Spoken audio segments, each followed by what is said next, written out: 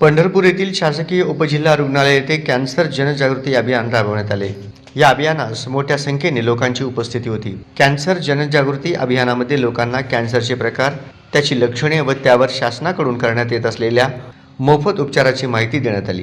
या अभियानाप्रसंगी डॉक्टर विजयकुमार सरडे, वैद्यकीय अधीक्षक, डॉक्टर सौ काणे, डॉक्टर सीमा इंगोले, डॉक्टर प्रसन्न भातलवंडे, डॉक्टर जोशी, डॉक्टर जमदाडे यांच्यासह सर्व परिचारिका व मान्यवर यांची उपस्थिती होती। कॅन्सर हा नुसता शब्द ऐकला तरी आपण घाबरतो। कोणी पण जाता एका कानावर जरी पडलं कॅन्सर, कारण हा खूप भयानक रोग आहे। मग एवढा भयानक काय हा रोग? सर्दी पडसं म्हटल्यावर आपण ते एवढे कान टवकारतो। तर सगळ्यात महत्त्वाची गोष्ट अशी आहे की कॅन्सरचं निदान लवकर होत नाही।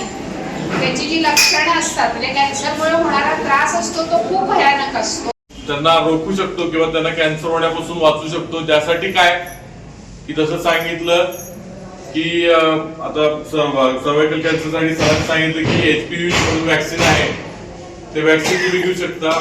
आणि तोंडाच्या कॅन्सरसाठी काय तर तुम्ही व्यसनांपासून दूर राहणे। आपण घाबरतो, मला काहीतरी निघतंय काय की, मला काहीतरी गाठ असेल काय की, मला दवाखान्यात जावं लागेल काय की, टाळतो।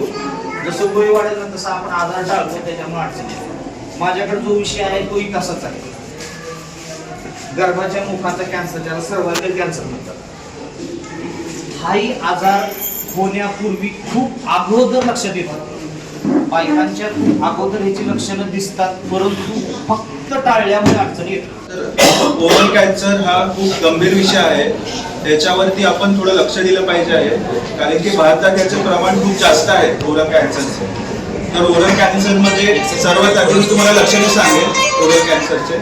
ओरल कॅन्सरमध्ये तोंड आणे, फोड येणे किंवा जखम न भरणे हे त्याचे लक्षण असतं सगळ्यात पहिलं म्हणजे। त्याच्यामुळे तुम्हाला तिखट खाण्यामध्ये त्रास होईल, तिखट खायला तोंड झोडणं वगैरे अशा प्रकारे त्रास होईल। त्याच्यासाठी हे जर छाला वगैरे जर तोंडात 2 आठवड्यापेक्षा जास्त राहिले